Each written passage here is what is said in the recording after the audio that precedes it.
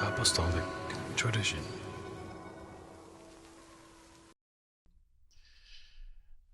I'm here with Father Stephen DeYoung.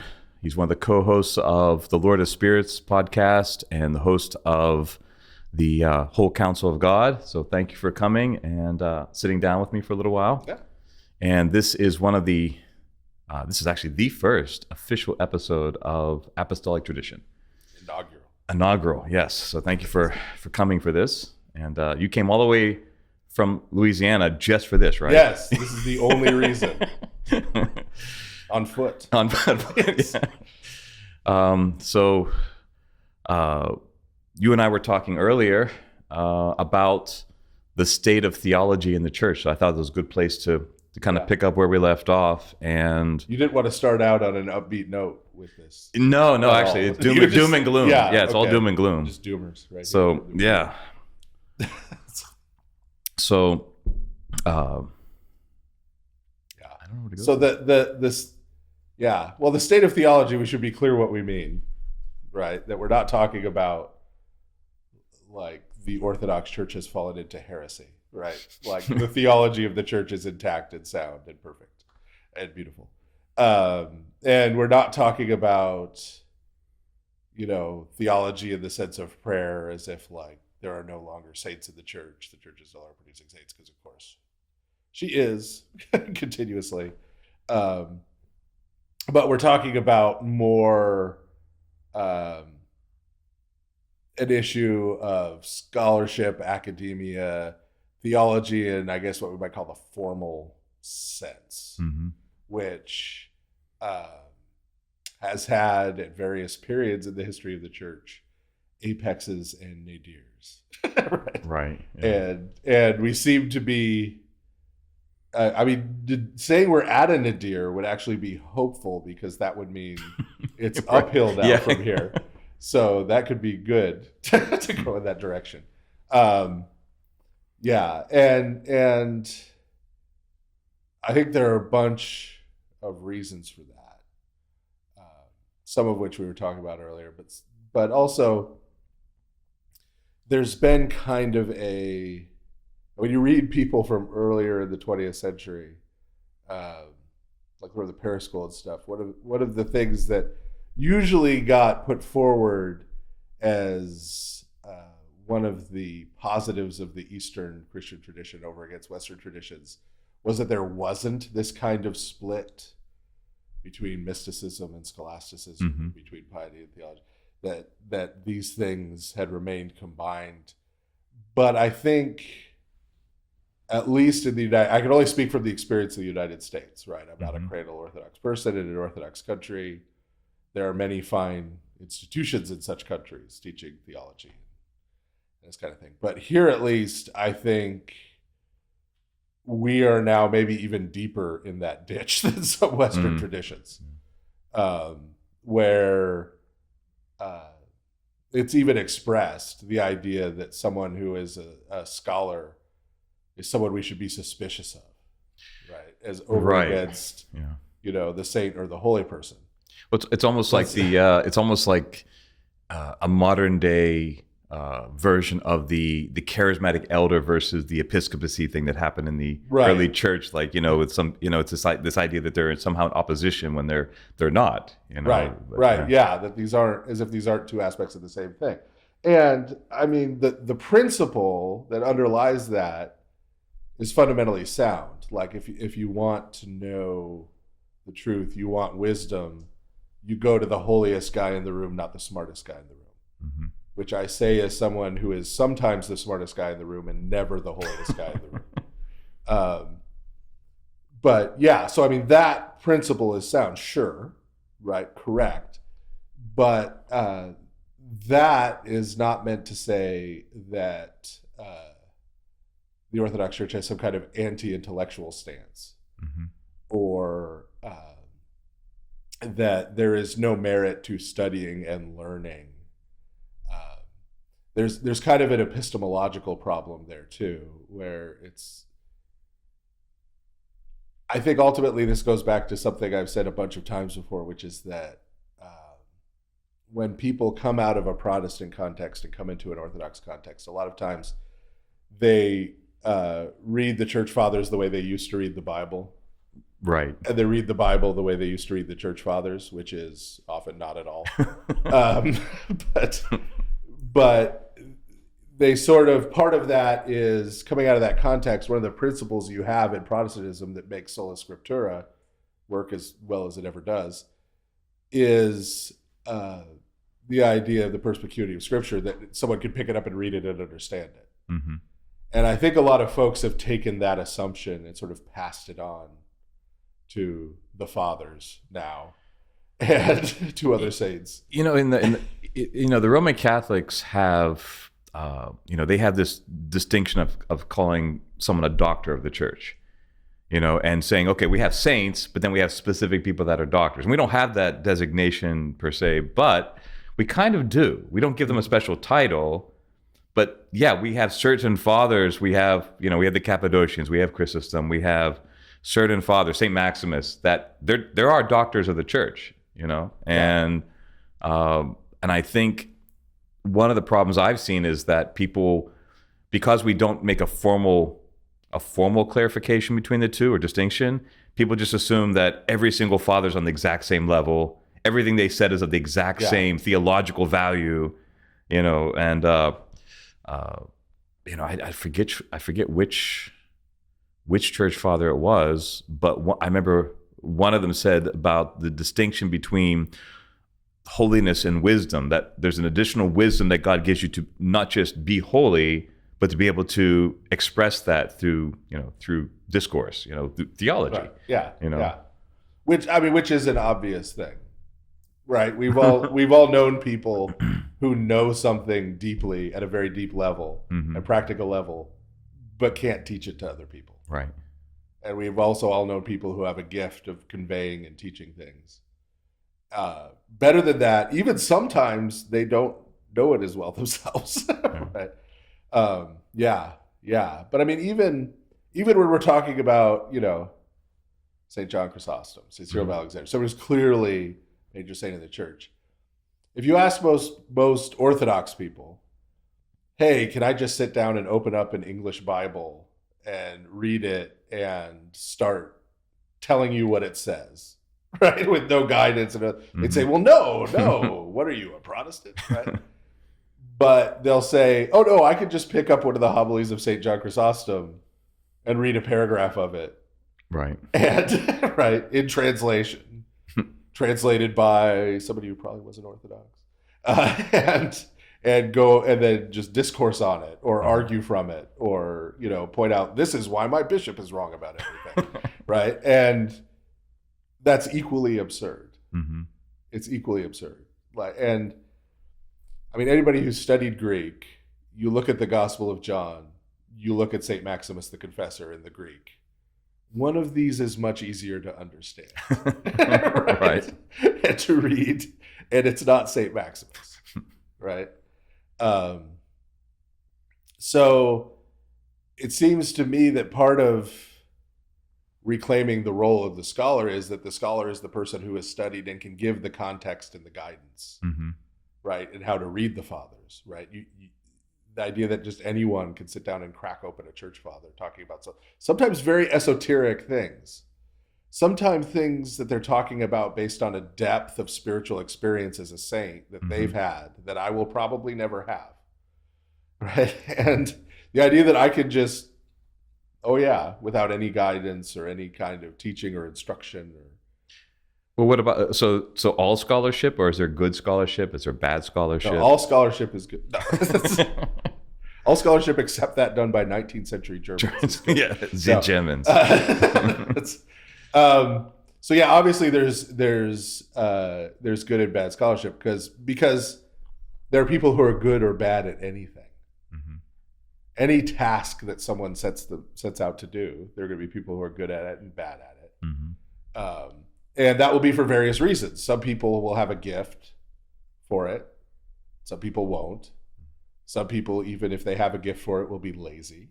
And other people, even though they have less of a gift for it, will be much more diligent. and hardworking about it. So I mean that will happen, and the products of it will show that. One distinction we were talking earlier that we have to make in this is that scholarship and academia are not synonymous. Right. There are a lot of people in academia who aren't really scholars, and there are a lot of people who are really scholars who don't necessarily hold a position at an academic institution. Right. Right. And these are really two different things and two different processes that accomplish, or at least seek to accomplish, two different things. And so sometimes I think the anti-scholarship bias is coming from the antics of certain academics, right? Right. That's, oh, well, see, you can't trust anything you say because they're doing this, that, and the other. But those aren't the same thing. Right. And even a bad scholar is not the same thing as a good academic, right? They're Well, we're kind of also in the Anglo-Orthodox, where we're kind of in a little fishbowl. We're a very small, group of English-speaking Orthodox, scholars, readers, academics. I mean, like you mentioned, there's a whole host of stuff going on in Orthodox nations that we don't have access to unless you read Greek, Romanian, Russian, Serbian, or whatever.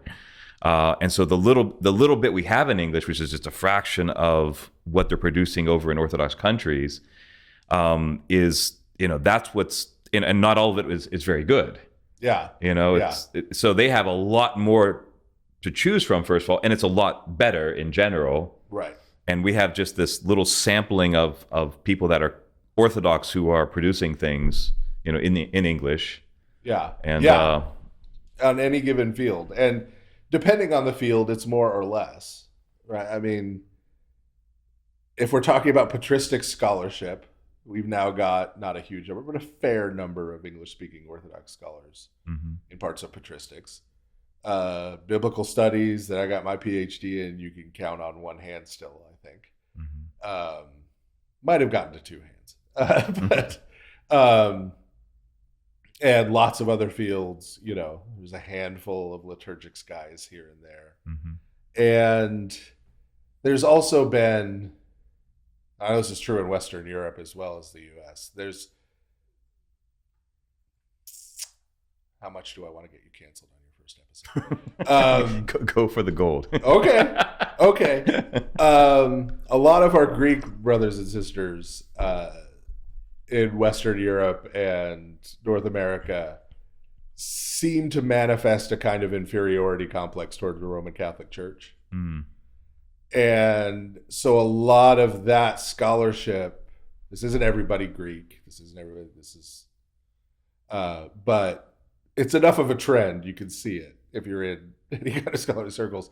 They tend to kind of get absorbed as this kind of appendage, right, of sort of Roman Catholic scholarship. So you get, liturgical scholar. Well, this is an Orthodox liturgical scholar, but his work is just kind of submerged in the sea of Roman Catholic liturgical scholarship, and they're getting an article published once in a while in a Roman Catholic journal. And the biblical study situation is even weirder because that is so Protestant dominated that Orthodox scholars can't even become an appendage if they want to. It's sort of a fringe thing. But I mean, it's not uncommon at the Society for Biblical Literature for there to be like one Orthodox person there. And I'm using Orthodox broadly because I know for a fact that for several years, the only person there was an Ethiopian Orthodox scholar. So we're talking about Oriental Orthodox tradition, right? As the only representative of an Eastern Christian and I've met as in the conference circuit. I've met people that are ostensibly Orthodox, like they have an ethnic last name. They're from an Orthodox country. They are in communion with the Orthodox Church, but they've been completely educated in a Western institution. They basically just do a Western style of scholarship. They just happen to be Orthodox. By affiliation, but there's nothing uniquely Orthodox about their scholarship itself. I saw that quite a few times. Right. And a lot of times those are the folks who end up kind of being academics because academia is a system.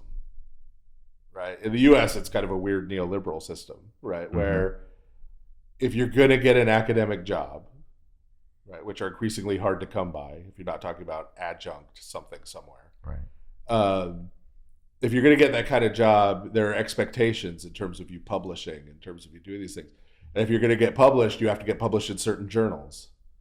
And those certain journals want one kind of thing, right? And so you're going to have to publish a certain number of that kind of thing. And you're going to have to get books published in certain places and these kind of things just to keep that academic job, stay on a tenure track, get into a tenure track, as hard as that is. And so if you say, no, I want to really express the classical Orthodox tradition on this, that's not going to help you, right, in that goal. And so in order to follow that path in life, you kind of have to play that academic game, which means you're going to be spending your time writing for those journals and churning out the kinds of papers to present at the particular conferences that they will accept. Right? And you're not going to have time to do any kind of Orthodox scholarship or do anything deeper or beyond that. So, I mean, most of the people I know who are Orthodox and in academia and who are doing sort of good work are people who have just kind of accepted that they're not going to mount the summit of academia. Right. So they take a position teaching somewhere where they're happy teaching, right, and that kind of thing. And then don't worry about the prestige and all the publishing and everything. Yeah, so I think that's one of the things that divides it. And now it's getting even crazier because now, I don't know if people know about this. Have you had any experience with open source journals? No. So now, academic journals, of course, have tiny circulations, right? And they're having trouble supporting themselves off of subscriptions. And so they want to make the journal articles open source. This sounds like a wonderful thing, right? Like, yes, this human knowledge should be free for everyone, except to have your article published in an open source journal, you have to pay them. That's the new economic model coming in. And this is very widespread in Europe, and it's starting in the US, where the person to get the article published has to pay. And when I say has to pay, I'm talking $2,000 or $3,000. Oh, there's nothing that could go wrong with that. To get your article published, right? But because of the way the system is set up, where you have to publish to keep your position, or a lot of PhD programs now want you to publish something as a requirement for graduation, people are going to have to fork out this money. And so you could tell I'm kind of disillusioned with academia. You know, in the Netherlands, when they do require that you publish your thesis, but they pay you to do it. Oh, see. Yeah, they pay for the publishing. Socialism. They pay for yeah. So that, you know, but a little different system. So. But yeah, and there are places like the place GCAS where I'm doing my second PhD right now, writing my dissertation, that's trying to reimagine that model. So there's no student debt involved. There's no that this isn't about money. This is about learning, right, and about sharing knowledge. But that's a hard fight then, to fund the institution, to pay all the fees involved in like accreditation, right, and maintaining accreditations. So it's there is sort of this academia monstrosity that I don't think is helping scholarship anymore. The way that it used to. And scholarship, we should probably define, when I talk about scholarship at least, I'm talking about scholarship in the sense of people doing work that's going to expand the pool of available human knowledge. That doesn't mean you discover something new that no one's ever thought before, right? Like in theology. Yeah. It's not innovative in that sense, yeah. But for example, we're mentioning how small the Anglophone Orthodox world is, right? There is a lot within Orthodox tradition that is not readily available to the average English-speaking Orthodox Christian. Right. And so the person who goes and delves into the depths and gets into the text and draws that out and then makes it available, right, is doing creative scholarship, right, is expanding the available pool of human knowledge. You don't have to just come up with a heresy, right? And even new heresies are pretty rare. Like, you can find somebody. So, yeah. So, and that's another point, I think, of confusion, because there are academics, for example, who will present their innovations or their desire to change institutions or to change the Orthodox Church and present that as creativity. Right. Which, of course, and creative scholarship. And if you tell them they can't do that, then they say, what about the freedom of our scholarship? Freedom. They go all Braveheart on you. Which, of course, is preposterous if you actually understand what scholarship is about. Right? Nobody's going to stop you from translating one of the church fathers who's never been translated before and commenting on it. Right? Right. Yeah, they may not pay you to do it. But but nobody's going to stop you. Right? Whereas if you go and cherry pick a bunch of quotes from ancient writers, some of whom are church fathers, out of context and shape them into a journal article arguing that the church has been wrong about sexual morality for 2,000 years, then, right, someone might stop you, but that's because that's not scholarship. Right. Right? That might be performing an academic function within the system of academia, but that's not scholarship. Well, it's there's a lot of the academic journals like the provocative, even if it doesn't make sense. Yeah. So they might publish something like that because it's it's tittillating. It pushes it's edgy. It pushes the boundaries a little bit, even if it's not really good scholarship. Yeah. Well, yeah, and that's because there's a financial motivator there. Well, it's like the algorithm on YouTube. Eyeballs. It's like how it pushes you towards the more controversial things because people will watch it more. Yeah. Nobody is interested in reading a book called "Everything You Always Thought Is True." Yeah. Right. It's got to be shocking revelation. Shocking revelations. It's got to be everything you always thought was wrong. But that's not scholarship. That's not like what scholarship does. Scholarship is about maintaining and curating the past and the present, and again, making it available, rethinking it, recontextualizing it. I think that's a big part of this, because I think that's why theology is still necessary, is because the intent, the theological, the dogmatic intent remains the same, but our culture, our way of looking at the world might change, and we have to restate it to people, the same thing, restate it in a way that they're going to understand now. Right. And that's I think of how Dumitru Staniloae, is very subtle, but other commentators have pointed out that he's basically using some existential philosophical frameworks to help explain patristic theology. Yeah. He doesn't contort the theology, he just presents it in a new way so that people in the 20th century could actually get it. Right. Which is what the church fathers did. Exactly, yeah. Right? As I've argued at length and won't now again, right? The doctrine of the Trinity long predates Nicaea and Constantinople, right? But they were expressing what the church had believed and taught in new Greek terminology, right? Some of which was philosophical terminology, right? That they repurposed for that use. But that isn't, it's new in a sense, right? This is like when Christ's talking about, the scribes bringing forth treasures, old and new, right? Well, if they're bringing them forth, they're not really new. They were there, right? Even the new ones, but they're now seen in a new sense. Right. They're now appropriated. They're now appropriated again by people.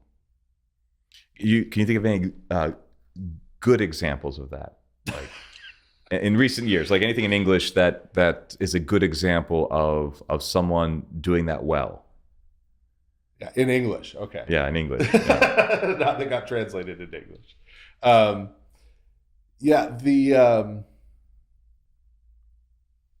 Well, it's hard to recommend people read it because it's very hard to read.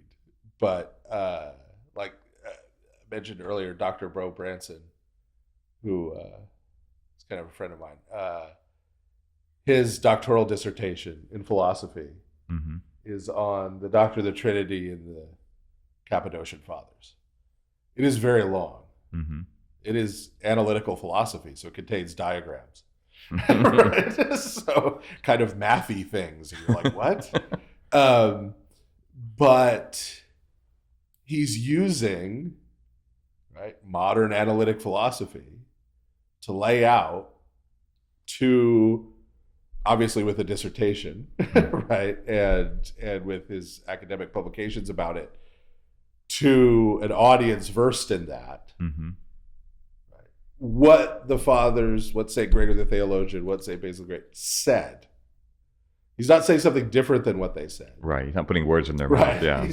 But he's explaining what they said using this new framework of terminology in a way to cause it to make sense to those, so that those people can appropriate it. Right.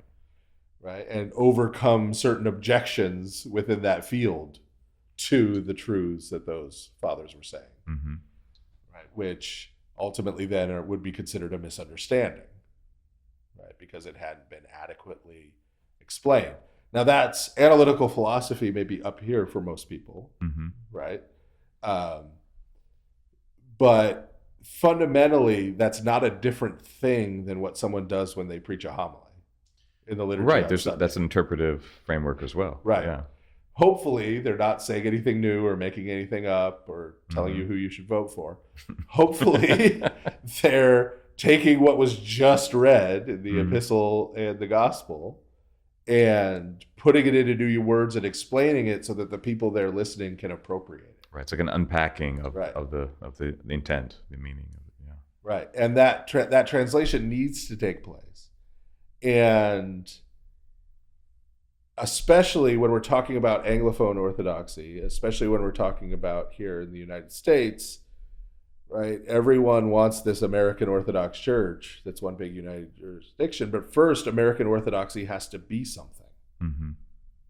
It needs an ethos, like an identity. Yeah.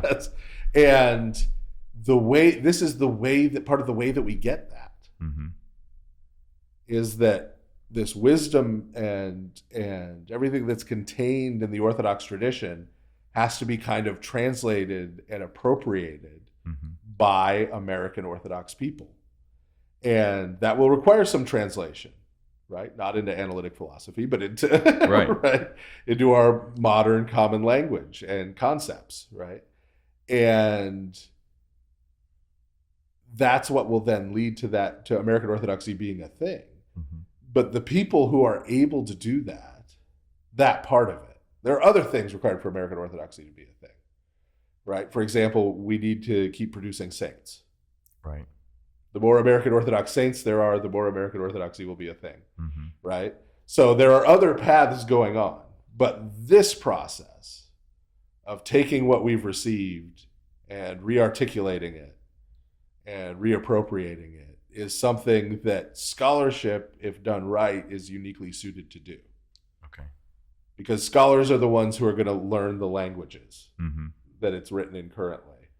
And they're the ones who are going to be able to familiarize themselves with the contexts and the concepts. Right. And have the discipline, because scholarship's a discipline, right? You have to, your mind has to be disciplined. It can't just be all over the place. There's a methodology that you have to use when you're examining things. And this person you mentioned, Bo Branson. Yeah. So he's not Orthodox, correct? He is Orthodox. Oh, he is Orthodox. Yeah. Okay. Yeah. Because I know that some of the scholarship you've referenced in your books and in your lectures, they're obviously not Orthodox, correct? Right. So we look at the Church Fathers; they're able to take a term or an idea from a philosopher and re-employ it in a way that represents the faith. So how do you think we can do that with modern non-Orthodox scholarship in a way that doesn't unduly influence us into something that's not Orthodox. Right. And I've talked about this a little, but people have kind of lost the art of reading for data, reading for information, rather than reading for position or opinion. A lot of times people now look at something and they say, does this agree with me in some way? Right? Like, is this author Orthodox? Are they really Orthodox? Right? Or do they agree with me politically? Or and only then will they read it. And then by virtue of that being the test, they read it purely to find ways to bolster their current opinion and view. Right? Whereas, it's possible to pick up a book written by someone you completely disagree with. I have to do this all the time. If you're going to study the Old Testament or the ancient Near East, you have to do this all the time. Because all of the scholarship that's of any quality is not Orthodox. A lot of it's written by people who aren't Christians and are even anti-Christian. But how am I going to find out what the contents of a burial site at Ugarit contain? Unless you go there yourself and figure it out. Like how am I going to so I can read a scholarly work by some atheist, right, who comes to all kinds of absurd conclusions at the end of the book, but I could get all kinds of data points, right? Oh, there's this burial site here, there's this inscription that says this, there's this other text that says that, this. I could take all of that information, I can assess it myself, right? Bring other information to bear that I have, and come to a different conclusion. And so with biblical scholarship, like if I'm reading Protestant biblical scholarship, I'll often read an article from a Protestant biblical scholar and say, oh, well, this is interesting. Yes, and this connection here, oh, that's it, right. But because I have the hymnography of the church or church history or something, I have these other things that then come into play. I end up coming to a different conclusion at the end of the day than the one they came from. Right. But I got the information, right, and even some insights from reading that other source. And that's a skill to develop, right, that scholars sort of have to develop, because when you're doing, even when you start, even in master's work, frankly, but especially once you get to PhD work, you have to be versed in whatever the field is. Right. It doesn't matter, right, whether you like the people writing it or not, agree with them or not. You have to be versed in all the materials. So when I did my PhD in biblical studies, I read queer theory and feminist theory and et cetera. It's a theory, right, et cetera, approaches to the Bible, right? Not because I agree with it. The professors I had didn't agree with it, right? But in order to be a scholar in that field, you have to be familiar with all of the different positions, no matter how absurd you may think some of them are. Right. And if nothing else, at least even to provide an alternative to that, you have to know. Right. You can't speak against something that you don't even understand. Right. To articulate a response to it. But a good example of this, frankly, is so I don't know if you've heard of John Dominic Crossan. Of course. Okay. Yes. Former Roman Catholic priest, member of the Jesus Seminar. He's like one of the founding members. Yeah. Doesn't believe any of this stuff is true. Doesn't really. He'll play coy on some of these things, right? Like he'll say he believes in the resurrection, but he doesn't mean by that what any historic Christian has meant by the resurrection of Christ. Yeah, I remember him saying he thought Jesus was buried in a shallow grave and eaten by dogs. Yes. It's like, so he obviously doesn't. So it's a very different definition of those terms, right? But he did this little book defending the synoptic gospels against charges of anti-Semitism. And in that little book, he did this brilliant exegesis in St. Matthew's gospel of the Passion narrative, showing all of the, including in Greek, like detailed verbal parallels between Christ's suffering, for example, being mocked, hit, spit upon, the reed he's given in his hand, Right. and the Day of Atonement ritual, the way it was practiced Okay. at the time in Jerusalem. Right, using probably Second Temple literature. Yeah. And so he says, look, this isn't trying to get you to be angry and retaliate against the Jews. This is trying to say that Christ was like the scapegoat Mm-hmm. who took the people's sins upon himself. Right. He doesn't believe that's true, right? But it's an insight. But he though. could look Yeah. at the text and say, that seems to be what this is saying. That to me is incredibly valuable. Mm-hmm. I could take that and I could use it. I'm going to use it in a different way, right? That he uses it, right?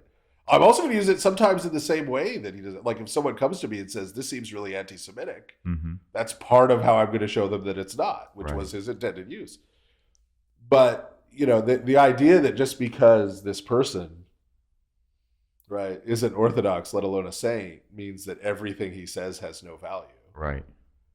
Right, is kind of preposterous. So there are these bits of anyone who's a scholar and doing their job and is doing scholarship and is good at it is going to produce these things, Mm-hmm. even if it's despite themselves, Right.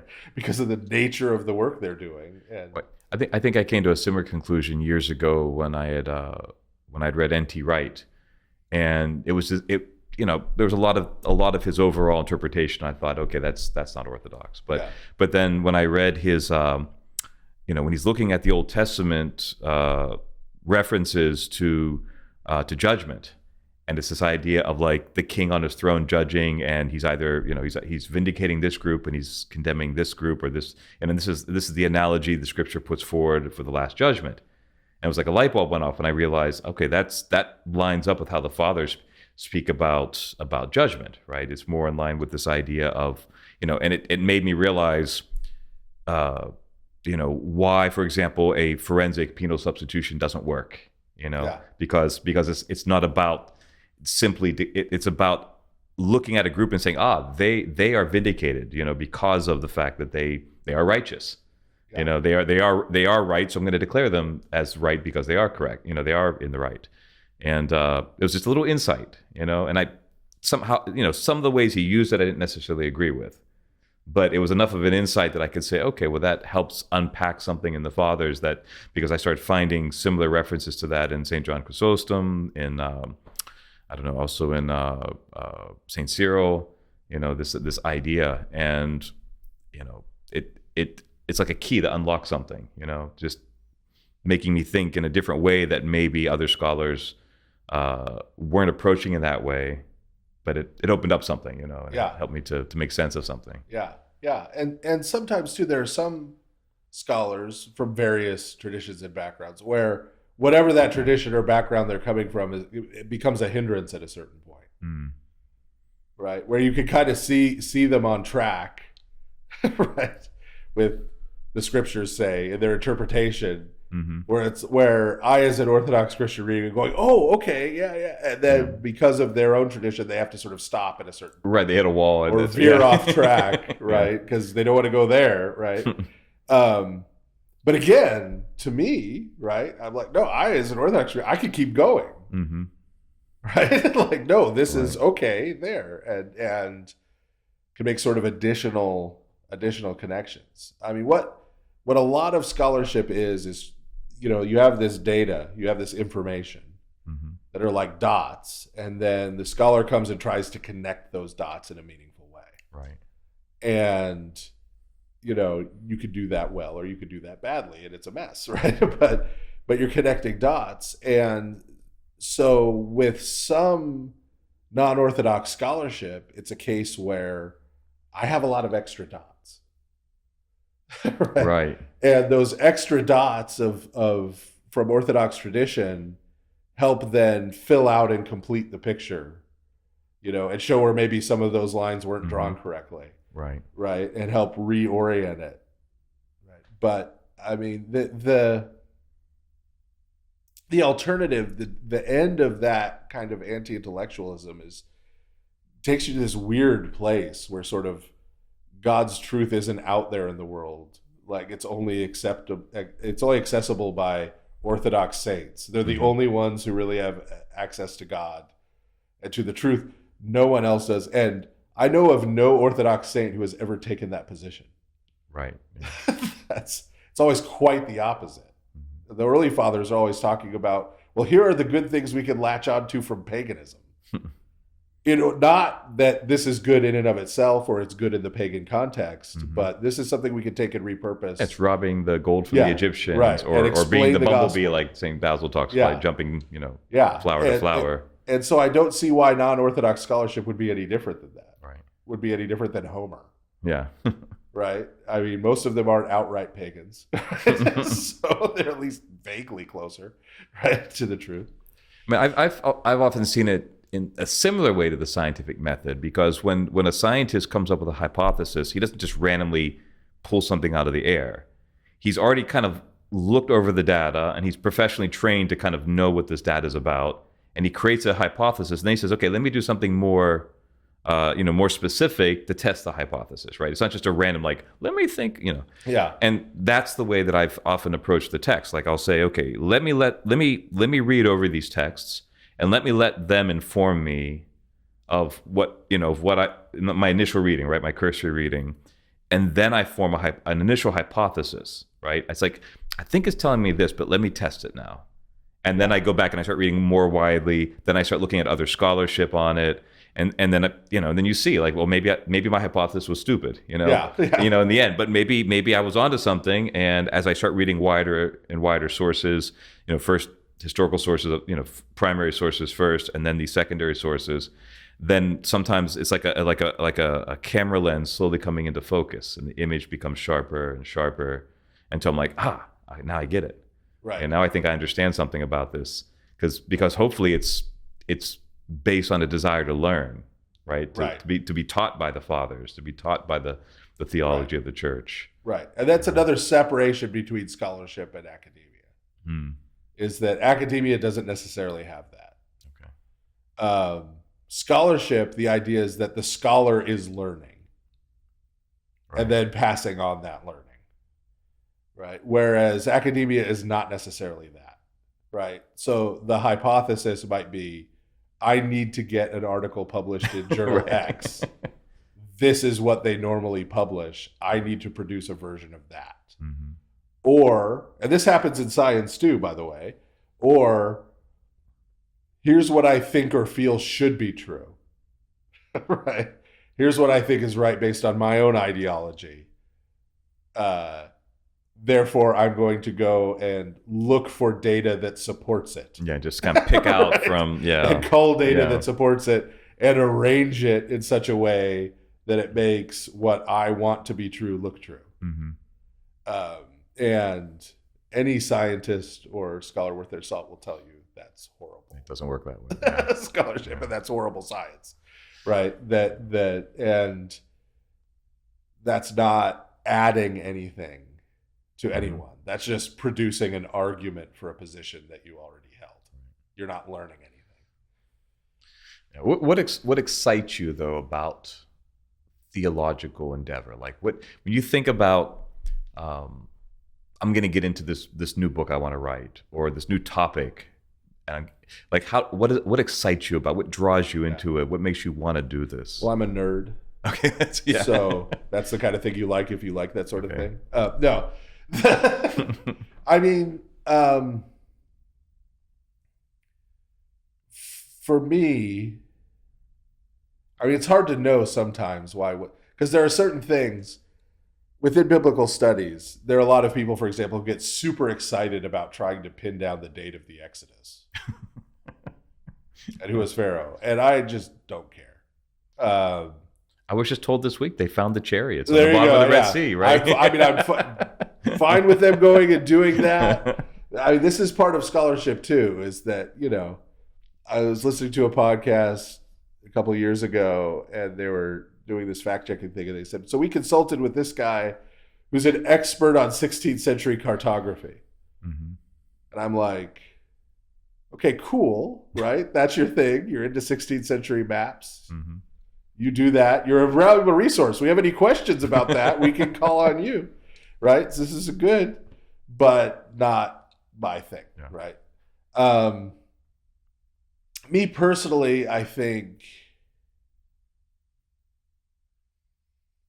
recently, if there's an overarching thing with a lot of my recent stuff that I've been working on, it's been noticing this pattern.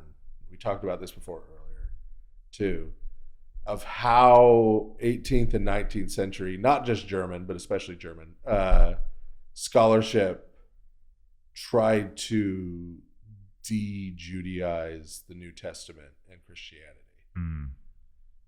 And sort of sever it from those roots. And I think a lot of the, what do you want to call it, bad or just worthless or stuff in theology has been the fruit of that poison tree, especially if we're talking about biblical theology.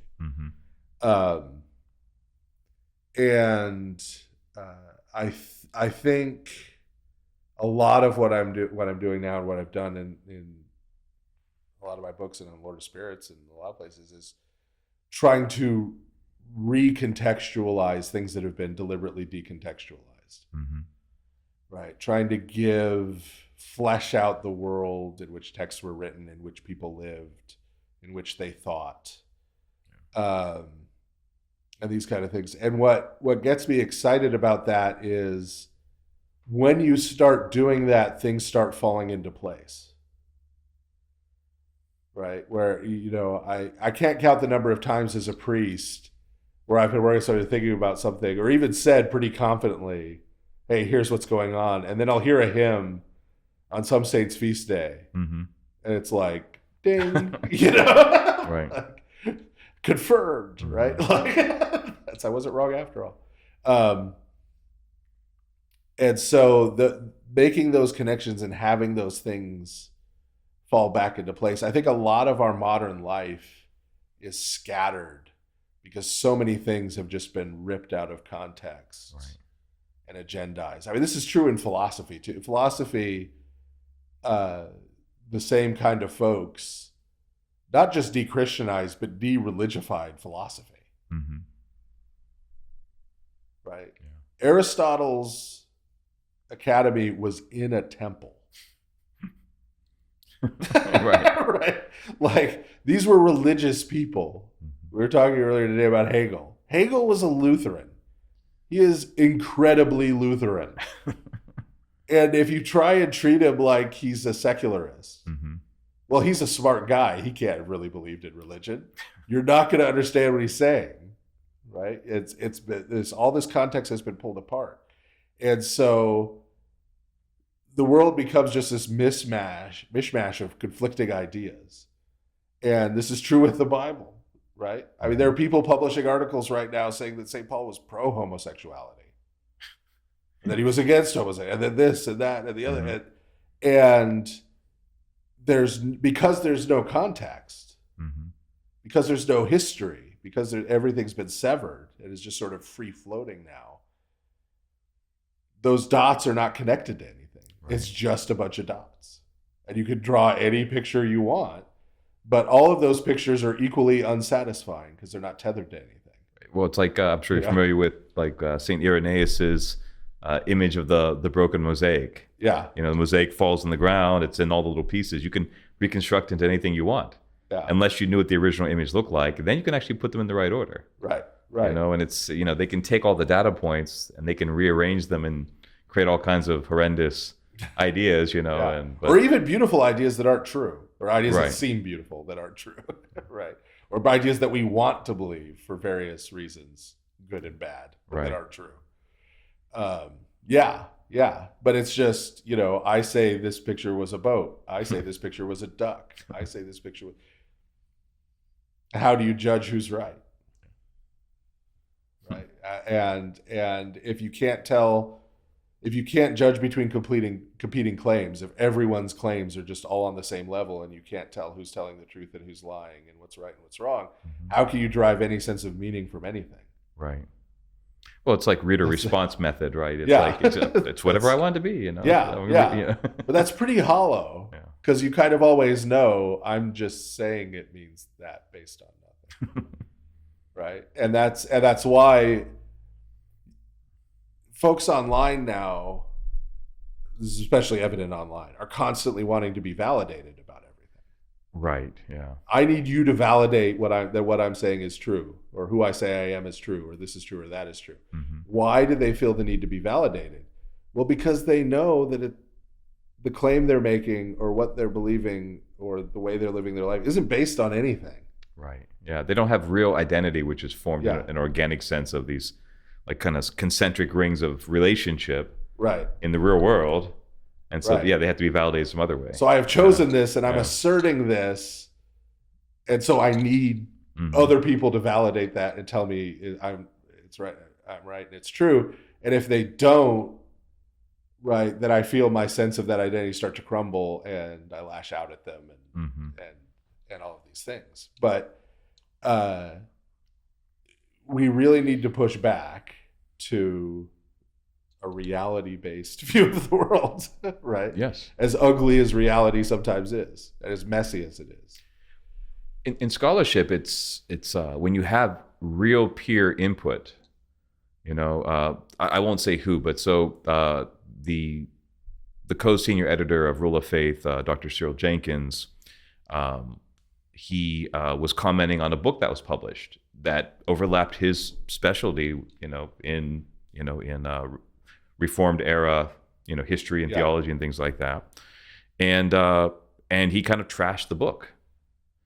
And I asked him, I said, you were pretty harsh in that. He said, yeah, it was necessary because I know for a fact that person, they didn't send that book to anyone. No peers, it overlaps multiple people's fields beyond that person's field. And they had not a single person look it over and say, hey, you might want to look at this. You might want to tweak that. Yeah.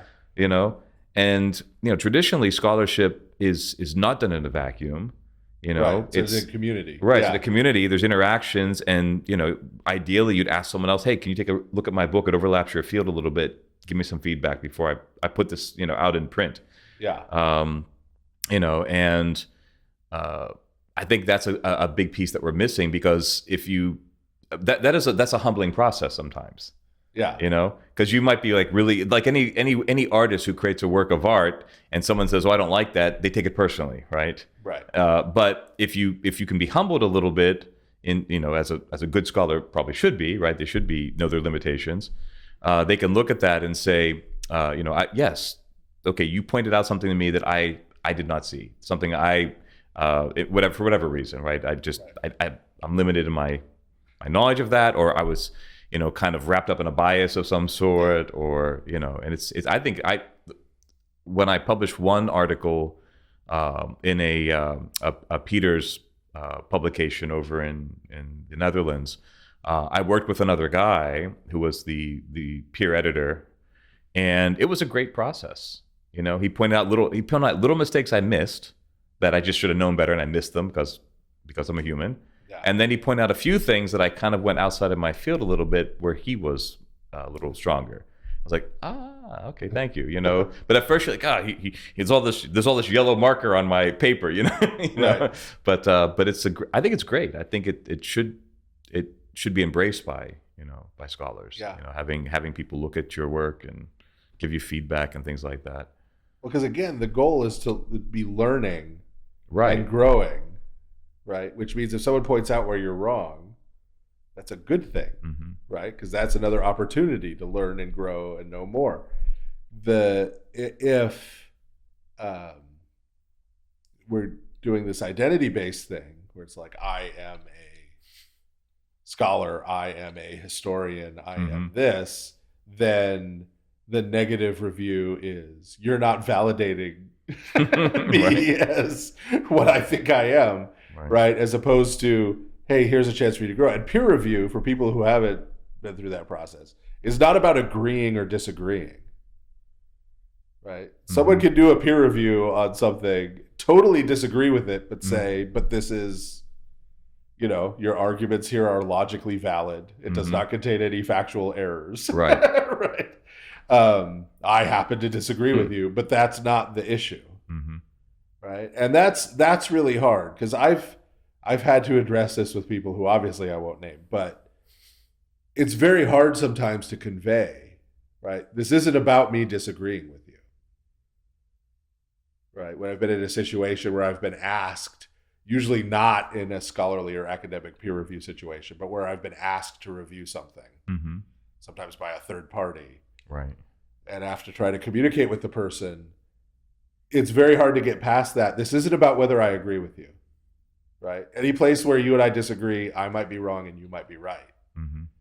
But here are things that are, right, this is a logical problem in your argument. Okay. Or clearly you haven't read thus and so, right? Or, right, which has nothing to do with whether I agree with you or not. It's not just like, oh, I don't like it because I disagree with you. It's not even about I don't like it. It's about here's what you need to do to make this work better. Right. And if it turns out that when you go to try to fix that logical problem in your argument, the argument falls apart. It's a sure sign. Yeah. Well, yeah. Then you, oh, well, maybe I am wrong, right? Yeah. But that's the goal. That's what it's about. And people who haven't been in that venue of doing it that way, I don't think always understand that. Again, it's all about just agreeing or disagreeing. And I've read books I agree with that I think are lousy books. Right? There are arguments for things I believe that I think are bad arguments, right? For things I believe. Want an example? This is a controversial one. This has already gotten one Orthodox person mad at me. Okay, good. Okay, but Orthodox people do this all the time, and it drives me bonkers. And they got this from, it's a bad Roman Catholic argument against Protestantism. When they're talking about, like, they say, oh, I'm going to refute sola fide with a Bible verse. Oh, they quote that I think that's Peter going to... No, it's St. Paul when he says, hold fast to what I taught you, whether by word or by letter. Yeah. In 2 Thessalonians. They're like, see? Okay, look. St. Paul is writing that to the Thessalonians. Okay. Obviously, no one, even someone who believes in sola scriptura, thinks that the entirety of the apostolic faith is contained in 1st and 2nd Thessalonians. Right?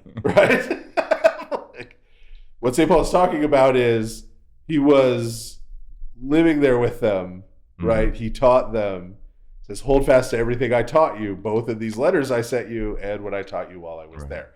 That's what he's saying. Right? So this has nothing to do with that. I don't believe in sola scriptura for a whole bunch of reasons I could give you, right? I think it falls apart logically. I don't think it's biblical, et cetera, et cetera. That is just a bad argument against it. Right. It's just facile. And so when I point out to someone that that's a bad argument, that's not a personal attack. I'm not calling them dumb. I'm not, right? I'm saying that's a bad argument.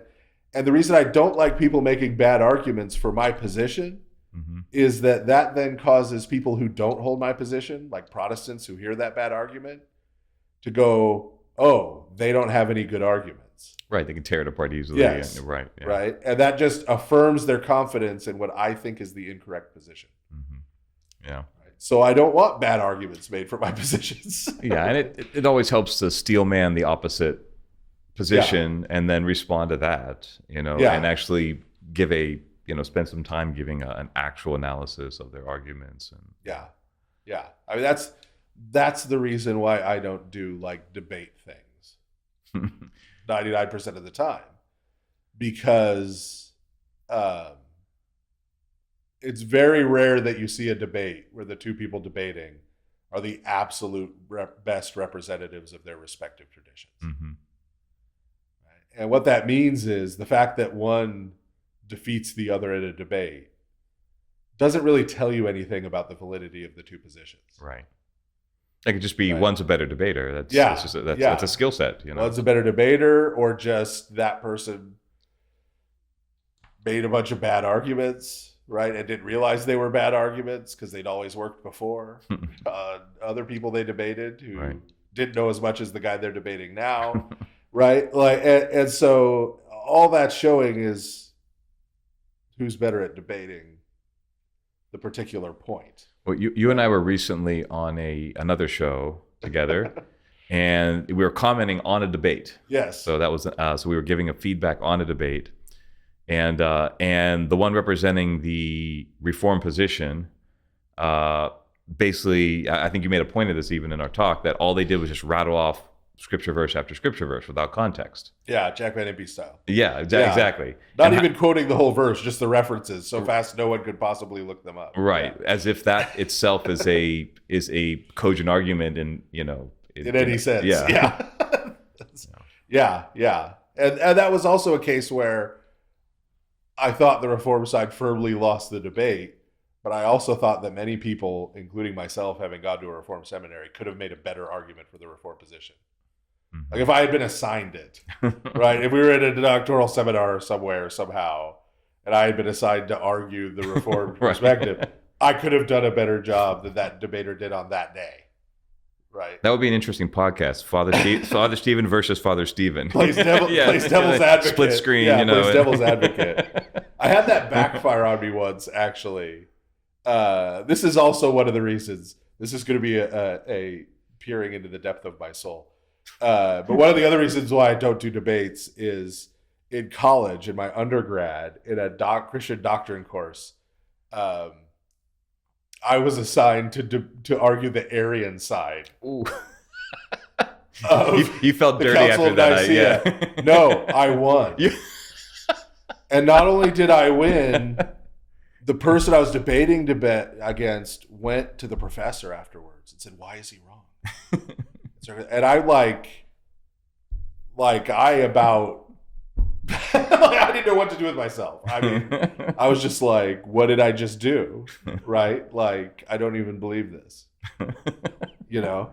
And I sort of said, this is, right? It's not for me. I don't think no one should ever do debates. I don't think. I'm just saying why I don't and why that's not. Yeah, they're not saying Gregory Palamas versus Varlam or something most of the time. Yeah.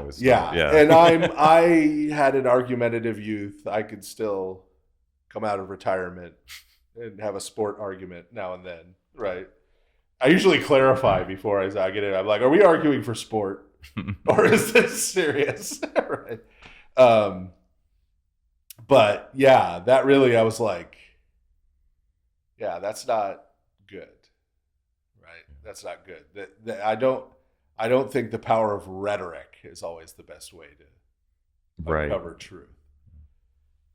Yeah, I mean, unless it is an exercise just in evaluating the truth, but when it's a competition, it's a sport. Right.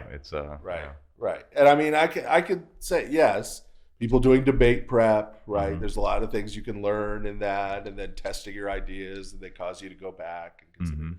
So I mean, this is why I don't blame people who do want to do that or want to go down that road, because there are other things. I'm just saying for myself, those kind of negatives outweigh the positives for me.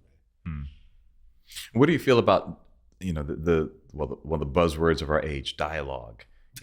We have to engage so and so. We have to have dialogue. And how do Orthodox scholars dialogue with anyone who's not Orthodox? What does that even entail? Is that something that can or should be done? A lot of times I don't know what that means. I think a lot of times the word dialogue is just used to throw dust in the air. Right? Or as Nietzsche said, muddy the waters to make them appear deep. It's sort of, everyone's pretty clear on what something is. I don't like how clear everyone is on it. So I'm like, well, we need to still have a dialogue about this, right? About the people who disagree with it. So that, that's nonsense. If by dialogue you mean we need to communicate with people who disagree with us, right? And that we can communicate with people who disagree with us in ways other than just communicating about what we disagree about. Mm-hmm. Right. And that I think is the actual point of contention.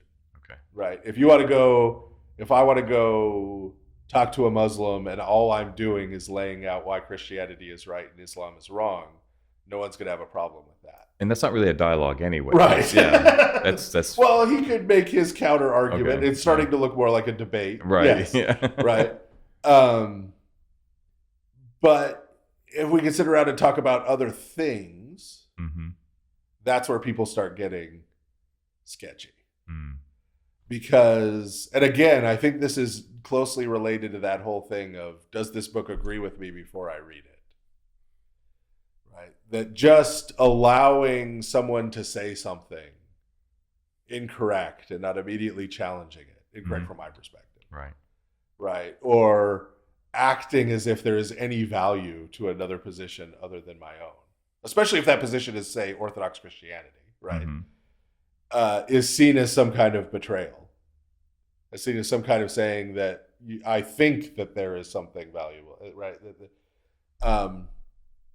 And so I don't like the word dialogue because of that other stuff.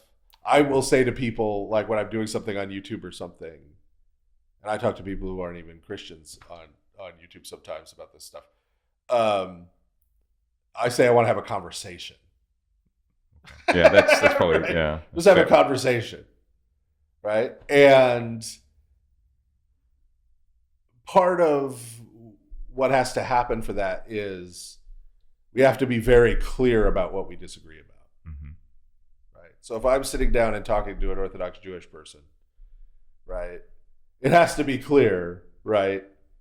Obviously, I believe Jesus is the Messiah.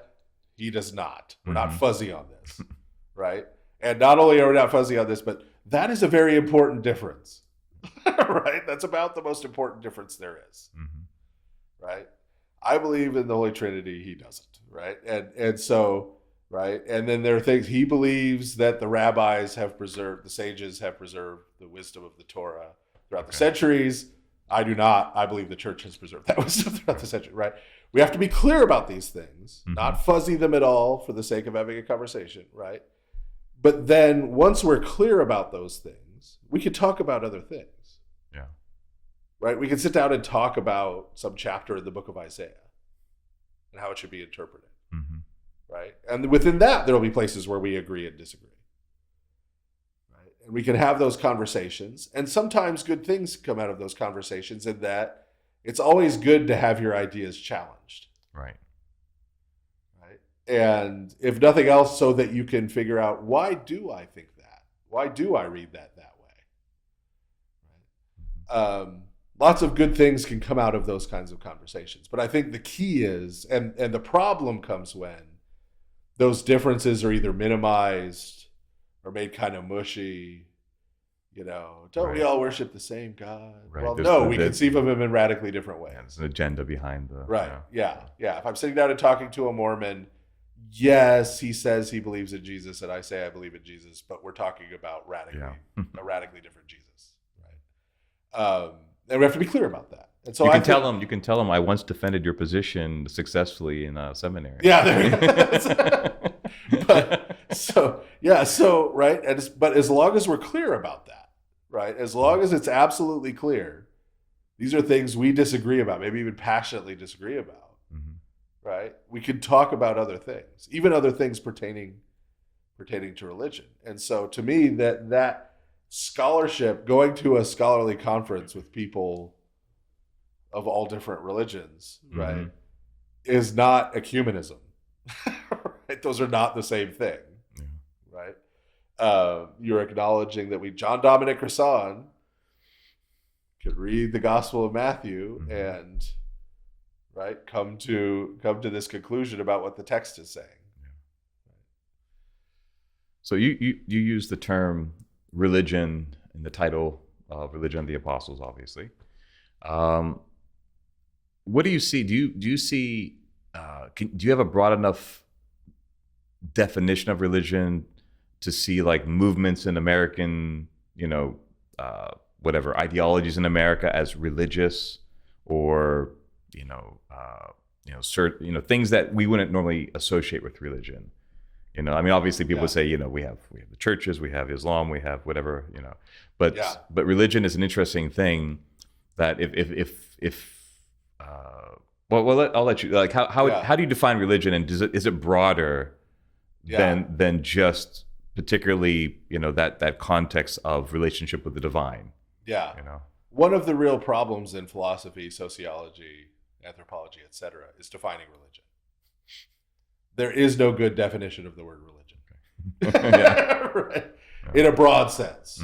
Because the problem is to get it broad enough to include everything that we would call a religion, We make it so broad that it includes a bunch of things that do not conceive of themselves as religious, right? And if we collapse it into exclude those, we end up excluding, right? So even relationship with the divine, there's some kinds of Buddhism, Confucianism, right? That all of a sudden aren't religions. And some people do try to say, oh, it's just a philosophical system or something. Right. Yeah. And then you get into parsing these things.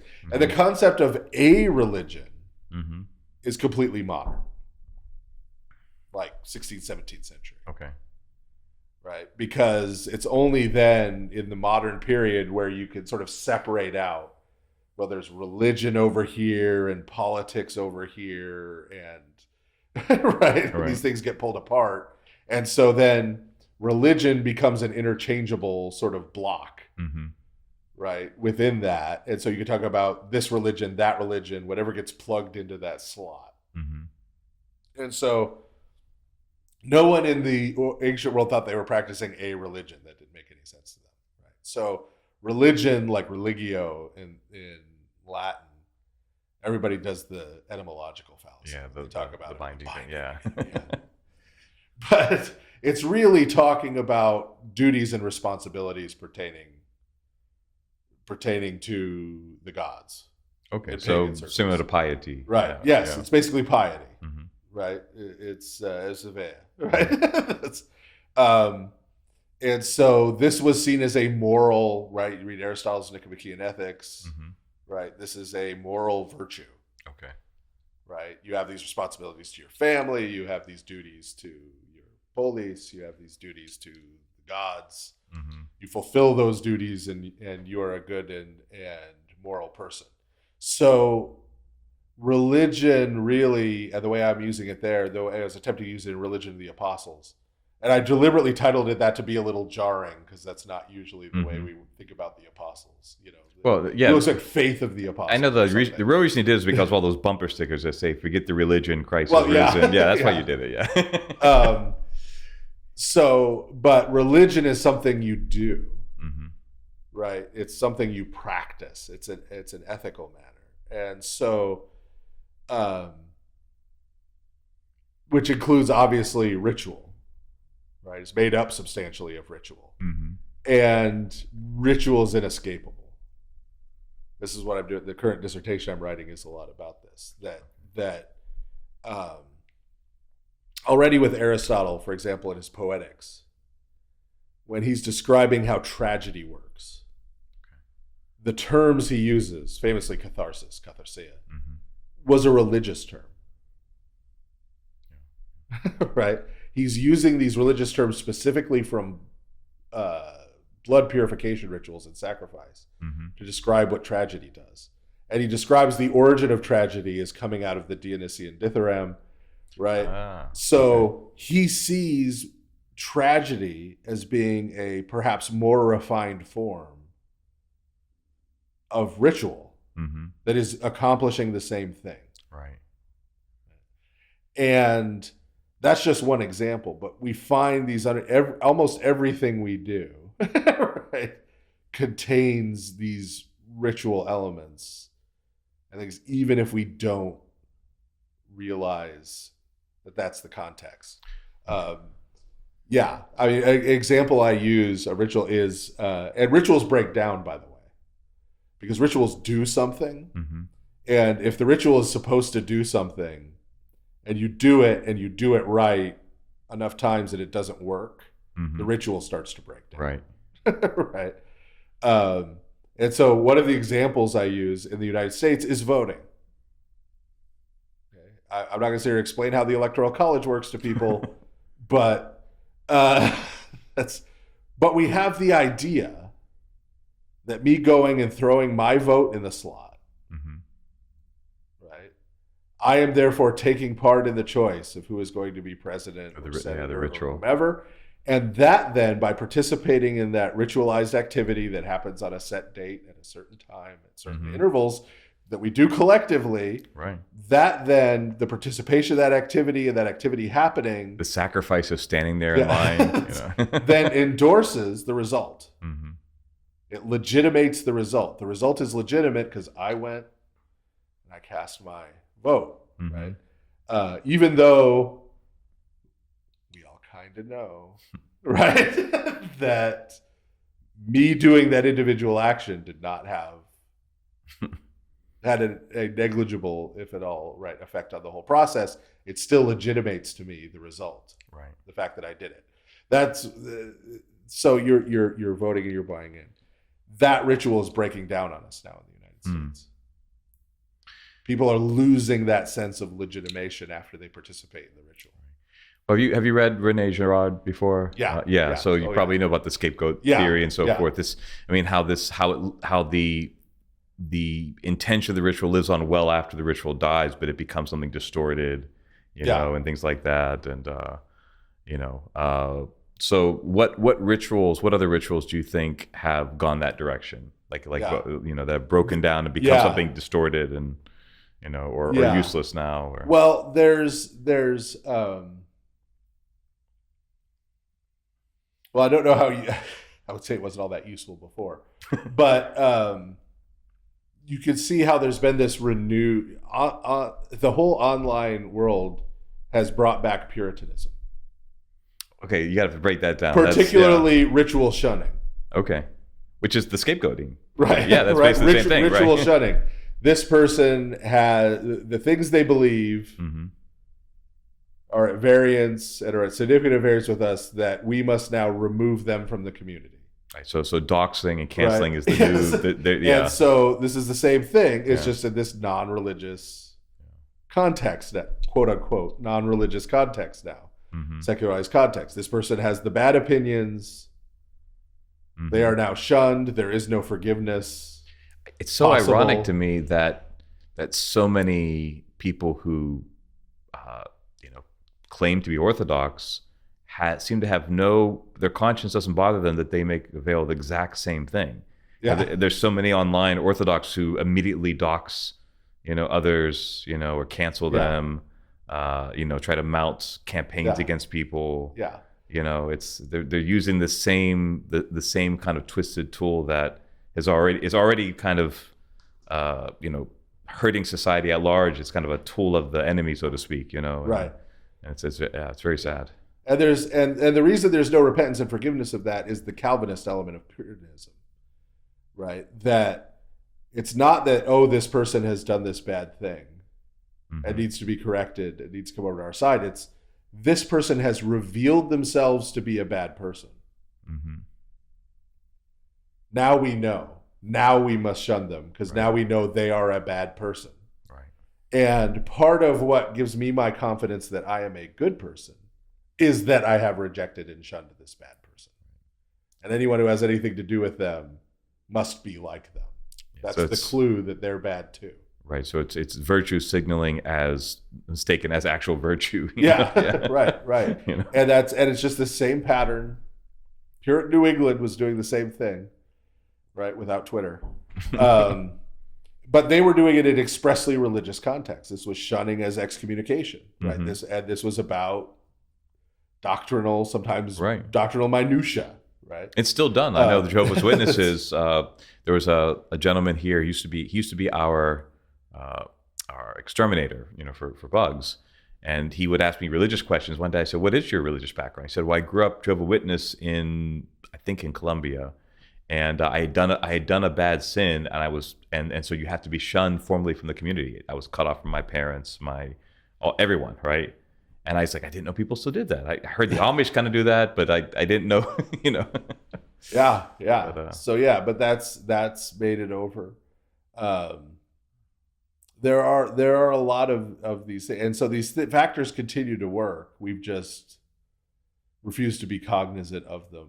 Yeah, they just manifest in other ways. Even a kind of, this may seem a frivolous example, but it's the kind of thing that's interesting to me, right? Is the whole phenomenon of 80s slasher movies. Okay. Right? 80s slasher, which were hugely popular. Yeah, right. I remember. And yeah, we're old men. We could talk about this. But when you think about it, these were teenagers going to watch other teenagers be gruesomely murdered. Yeah. Right? And why were they being gruesomely murdered? There's a pattern to this. Right? What is the pattern to this? Anyone who has sex in a horror movie, they're done. Yeah. The teens go to have sex, they get killed. Yeah. Right? The girl who is vain and shallow, right, done. The dumb jock who's a bully, done. Right? Yeah. All of them are sort of killed for their vices, mm-hmm. right? By this kind of supernatural fury, like in a Greek tragedy. Right. Yeah. comes in and kills them. And then you have the one virtuous, virginal girl who's alive at the end. Yeah, she's the only one standing. Right, because she is pure and right. And so she survives, right, this ordeal. And so the audience is watching this, have a whole cathartic, borderline like sacrificial repentance thing happening. Right. Right, where these values are reaffirmed to them. I need to be like this person and not like those people. Yeah, and at the same time, there's sort of their own guilt over things they may have done is sort of being purged by all of this blood and violence that they're seeing on screen. I was in my class I was teaching at the college last week. I had them watch Joseph, King of Dreams. Remember that movie? Yeah. And we had gone over the actual passage. Is that Ben Affleck as Joseph? I think. I think you're right. Yeah, I think you're right. But I'd had them. We'd already gone over the text before. We had gone over the meaning of it and in its context, and then we watched the movie, and then we had discussion after the movie. And one of the things I asked was, how does the movie veer off from the biblical text? What does it add and take away? And we're going over different things. And one of the things I brought up was. I said, how did we talk about last week? The character of Joseph is portrayed in the book of Genesis, and they said, well, he's shown as being perfectly righteous the whole time. I've taught them typology at this point. We talked about him as a type for Jesus, and so forth. And I said, how was he portrayed in the movie? And they started saying, well, yeah, he's kind of arrogant in the beginning. He started saying, I'm the miracle child.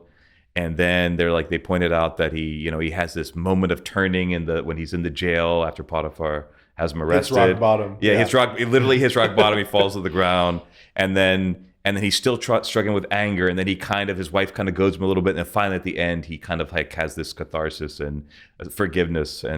And so they pointed, and they rightly picked out on these things. And I said, so why do you think that is? And then one of the students raised his hand and said, I think it's a modern thing that we can't accept that someone can be righteous. We have to think that we have to, first of all, make the bad guys look a little bit better and the good guys look a little worse. Have to justify the bad guy. Right. Yeah. And it was insightful. It was good. I was a good undergrad, freshman student, said that. Yeah. But we kind of reread things. We impose this modern lens on these things because we can't accept that things can be black and white sometimes. Right. Right. Yeah. Those slasher movies, they kind of portray an old world way of looking at things where, when you do bad stuff, sometimes you got to come in. Bad stuff is going to happen to you. Yeah. And that part of that too is the whole idea of identification with characters. And people are even taught to read the Bible that way, which is not a good way to read the Bible. But it used to be, and I explained this with Marvel and DC superheroes. You have to kind of leave out Captain America to make this work. But Captain America's from the 40s, so it's a little different. Like you look at DC Comics, there's Superman, Batman, Wonder Woman, right? Like you cannot be this person. Right? Like this is not a possible thing. Right? This character is presented as this aspirational character. I mean, the whole premise of the Superman character is, what if you gave incredible power to someone who was completely morally good? Right. That's the whole premise of the character. And every time they try and make a movie where they try to give Superman feet of clay or down, it doesn't work because that's not the character. Right. So like that, it's an aspirational character. You're supposed to, kids were supposed to read about these characters, Captain America too in the 40s, and aspire to be like them. Right. When I grow up, I want to be courageous. I want to be strong. I want to be disciplined. I want to, stand up for people who are in trouble, who are being bullied. Right. Marvel characters, when the Marvel characters come along in the 60s, things have changed. And so now you've got a character like Spider-Man, who's a nerd who gets bullied at school, who, his love life is always having problems, whose family is broke, never has any money. So when kids are reading this, they go, oh, he's like me.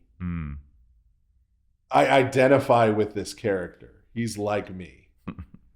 And so there is a positive to that, because at least at the beginning, like Stan Lee and Jack Kirby and Steve Ditko, we're trying to say, yes, someone like you can go and be a hero. Right. They were trying to make that maneuver, right? And I think you can find that biblically as well. There are characters who are flawed but still end up doing the right thing in the end. And I think you can find that as well. But the goal is never for you to identify with them. You're not supposed to go, Samson is just like me. Right? Or, Joseph is just like me. Or, right? Like, you're not supposed to, and especially not Christ is just like me. But, I mean, I've heard in various circles people reading the Bible like that. How do you think that Peter felt when he started to sink into the water? Right? Like, he probably thought, I'm going to die. Help, I'm drowning. Right? Like, right there, where it's this kind of weird identification thing. And so if people can't identify with characters, they either kind of lose interest now because they've been trained to do that, or they try to, like with Joseph, try to mold them around to make them more relatable, right? To make them more. But we still have all the accretions of romanticism, of like, it's, I mean, we haven't lost that. This, we've gotten just more so immersed in this idea of our emotions and And so there's a lot of that, and then you get the people trying to psychologize our Lord, which is a bad approach. That's at all times. Yes, that's I won't name names, but one particular book really bothered me by an Orthodox author. Oh, yeah, that was peering into the mind of Christ, what he might have been thinking and feeling in that moment. But so you don't know what it's like to be a bat, let alone God. We'll just leave that out there. Apostolic Tradition is an evangelical ministry of Christ the Savior Orthodox Cathedral located in Miami, Florida. You can find the cathedral on Facebook, Instagram, and YouTube at the links in the description below. If you would like to support the cathedral and this channel financially, please visit us at orthodoxmiami.org/give to make a donation. And if you enjoy this content, please make sure to like, comment, share, subscribe, and hit the bell for notifications. Glory to God for all things.